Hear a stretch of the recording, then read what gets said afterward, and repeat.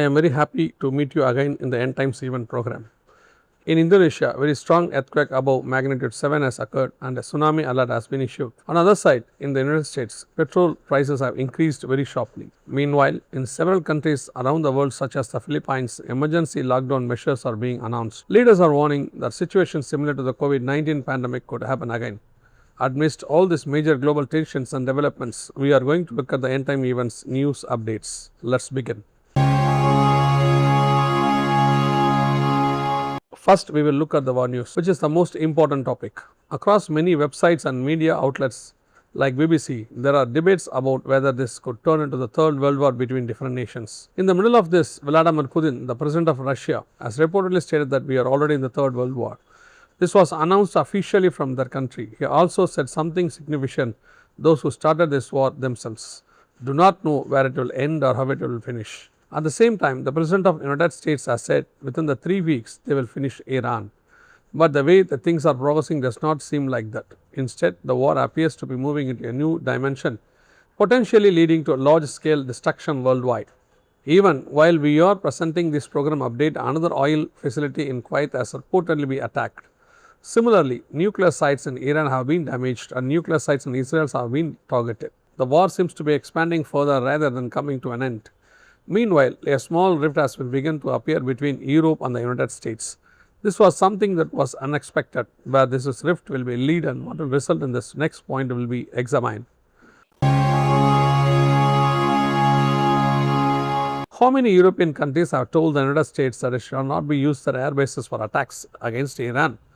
For the past 8 years, especially since 1943, it has been the United States that provided major security protection for these European countries. In other words, to prevent China or Russia from attacking Europe, the United States provided strong military support and spent a huge amount of money for that protection. But now, Europe is saying that the United States should not use their air bases. When we look at the reason for this, ever since Donald Trump came to power for a second time, Europe and Trump has not in arrangement. They disagreed especially on the Greenland issue. Since then, European leaders have been repeatedly saying that Europe should create its own independent military force. All these are global political developments, but when we look at it from the biblical perspective, we have been saying for many years that the decline of the United States had already begun. Now, we can see that the United States is gradually being pushed aside. Even when it is struggling to take action against Iran, we can see a diversion appearing between Europe and the United States. According to our understanding and biblical interpretation, a base rising from the sea must appear that we can interpret as the European Union. Now we are seeing the European Union rising in influence, and Europe is saying we will take care of ourselves. Not only that, little by little, the United States is being sidelined. If this continues, when the United States weakens, Russia may rise in influence. Recently, I read in a newspaper that today the most valuable global leader is Vladimir Putin. The reason is that many European countries depend on Russia for gas supply, and in several international matters, Putin's decisions have become very important. So, some commentators say Putin is currently one of the most influential leaders in the world. Perhaps Vladimir Putin is trying to attack Ukraine as a part of plan to expand his country's territory. Putin already has an idea or a vision about creating USSR. Before Putin came to power, there was a policy called perestroika, introduced during the time of Mikhail Gorbachev. Because of these reforms, the Soviet Union eventually broke into many separate countries. After Gorbachev, Boris Yeltsin came to leader, and later Putin came to power. Putin's dream has been to rebuild a united Russia again. Now the conditions seem more favorable for that possibility. If Putin tries to rebuild that unified power, he may try to bring countries like Ukraine, Kazakhstan and Uzbekistan back in one sphere. If that happens, he would eventually have to move toward the European continent. At that point, Europe would need to oppose him, and that could be the moment when Europe becomes a strong global power. We are now seeing signs that such as possibilities might exist. According to the Bible, especially book of Ezekiel chapters 38 and 39, there is a prophecy describing a conflict between Russia and Israel. The next point is whether the current global situation could create conditions for such a conflict. Right now, in the Russia-Ukraine war, Russia is still facing many difficulties with Ukraine, and many observers think Russia is struggling to win decisively. One major reason is Ukraine's strong drone defense system. Now Israel has reportedly requested drone technology from Ukraine to protect itself from Iran. At the same time, many of the weapons in Iran are Russian weapons. So the situation looked like this. Russian weapons are present in Iran. Ukrainian drone technology is being used by Israel. Previously, these sides were fighting indirectly, but now they may begin to confront each other more directly. According to some news reports, Russia's weapons and supports are moving toward Iran, and China may also support that side. This increases the chances that Russia and Israel could be directly involved in conflict. At some point, something could trigger a large escalation. In that scenario, the United States may be sidelined and the Gulf countries might move closer to Russia.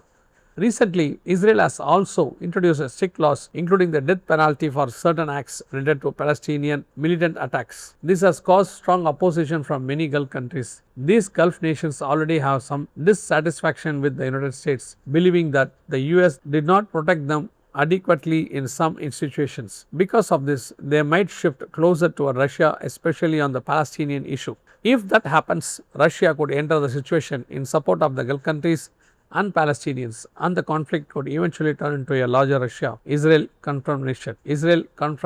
As time goes on, we will understand these matters more clearly. Everything seems to be moving toward the background of prophecies mentioned in the Bible. A war can begin anywhere and end anywhere. But if you look at the current situation, this war seems to be slowly moving in that direction. Right now, everyone is focusing on United States and Iran, but eventually it may run into a conflict between Israel and Russia. That is where the war may eventually lead.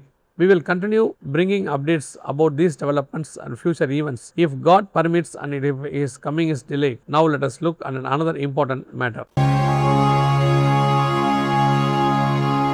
Amid all these events, Donald Trump has signed something very important. It is referred to in a big biological interference system of context. In simple terms, it means implanting a chip in human brain. To explain it more easily, a technology advanced toward 6G and future systems, there is discussion about implanting chips in human brain.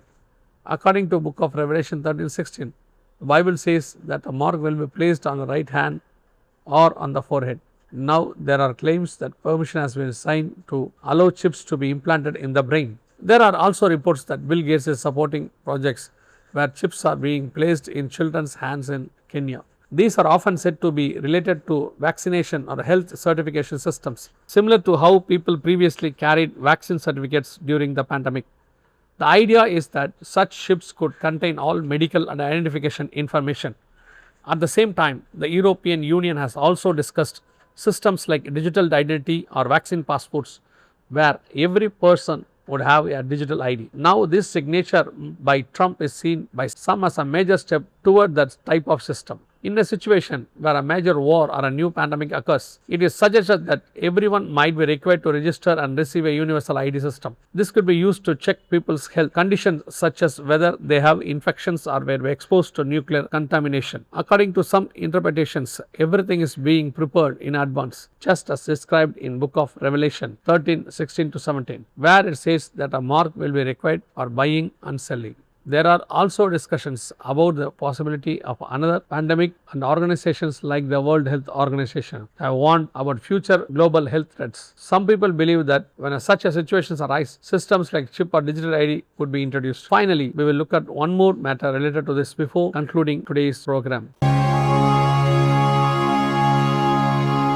The European Union has made a free trade agreement with Australia. This is called free trade, meaning there will be no taxes between the two sides for exports and imports. Earlier this year, they also made a similar agreement with India, and now they have made one with Australia. In simple terms, this kind of agreements makes two countries function almost like two provinces of the same nation. For example, inside India, you can travel from Tamil Nadu all the way to Jammu and Kashmir by vehicle without paying a separate tax for entering each state. There may be a road tax and tolls, but normally you don't stop at each state border to pay entry tax. That is because India functions as one unified country. Similarly, within the European Union, people can travel freely across many other countries. Now they are making similar trade agreements with other nations such as India and Australia, which expands their economic influence. The European Union has already made agreement with many countries. Now they are also working on bringing Ukraine into closer association with the EU, and discussions are happening with Switzerland as well. Because of this expansion, some people believe the EU is growing a global influence and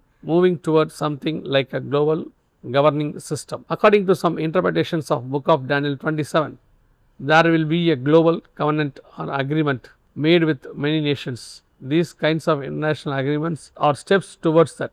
At the same time, the European Union also strengthening its military cooperation. In prophetic interpretations, there is also a reference to 44 months of conflict. These are the preparations happening for future geopolitical struggles. So far, very eyes, the final empire is being preparing itself to rise and take control. At the same time, the wars needed to bring that power into authority are also happening.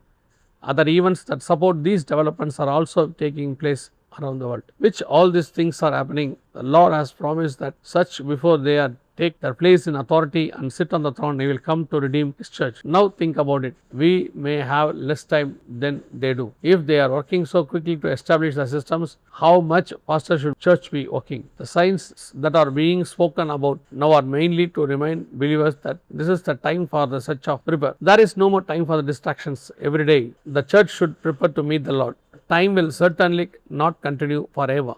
Each day that is coming now can be seen as a period of grace. We have reached a time where the church should remain in prayer and fasting, waiting and looking toward the bridegroom, Jesus Christ. If his coming is delayed, he will meet again in another end time events program. God bless you.